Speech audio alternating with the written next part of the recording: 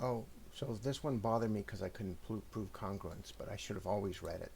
Regular hexagon means all the angles inside are the same and all the sides are the same. That's a regular hexagon. The formula for the internal angles of any polygon is the number of sides minus 2 times 180.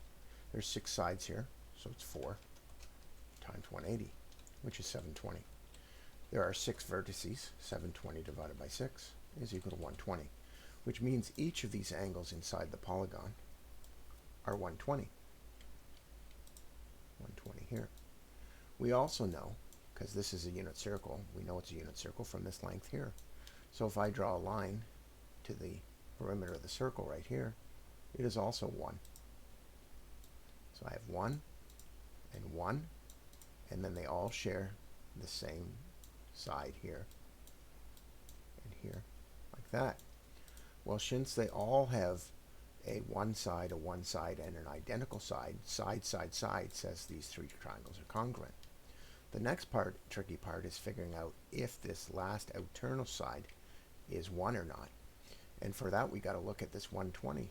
If I draw an internal square here, or a polygon, it's not a square, it's not a, I guess it's a parallelogram. There's another name for it too, though, because not all sides are parallel. I can see that this is 120, this is 90, and this is 90 for a total of 300, which means this angle right here is 60, which makes sense because this divides it by 60. Using that, I know that if I draw a straight line like this into this triangle, I have a side that's 1, a side that's 1, and an angle that's 60. Using my cos theory, this is angle B, or it's side A, B, and this is side A, and this is side B. Side B is 1, and I know side C is 1. I can use my cos law and easily calculate that this side is indeed 1. So that means that this, since they're all the same sides, all the internal angles are 60. So that proves that these are all 60. Well, all I need is that first one because they want the xy values right here.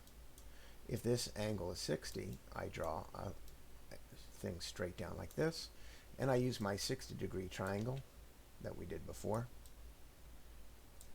And that happens when I draw it in half. You can even just do it by hand.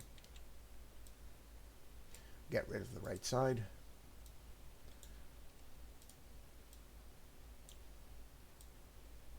I know that this is 60. I know that this is 1. I know that the sine of 60, or actually I can figure out, and this is half because we cut it in half. And with some figuring, we determined that this is the square root of 3 over 2, based on Pythagoras' theorem. Which means on a 60-degree triangle, the x value is a half, and the y value is square root of 3. I know we did this already, which means this first coordinate is 0.5 square root of 3 over 2. 0.5, or half, comma square root of 3 over 2. It also means that the same coordinate exists over here. And we already did this, so you don't need me for this, but we can tell the x values are negative over here. But the y values are still positive. And we can tell over here negative 0.5, or yeah, 0.5, and this one, the y values are negative, so it's negative square root of 3 over 2. And the same over here, but the x values are positive and the y values are negative. And as I mentioned, don't forget this coordinate here, which you could take marks off if you didn't put it down, minus 1 comma 0. Now the big part though is proving congruence, and the only way you can do that is if they tell you it's regular. Because if that's not a regular hexagon, it's very difficult proving congruence between the triangles. But once you do once you determine that that's 120, it's all over.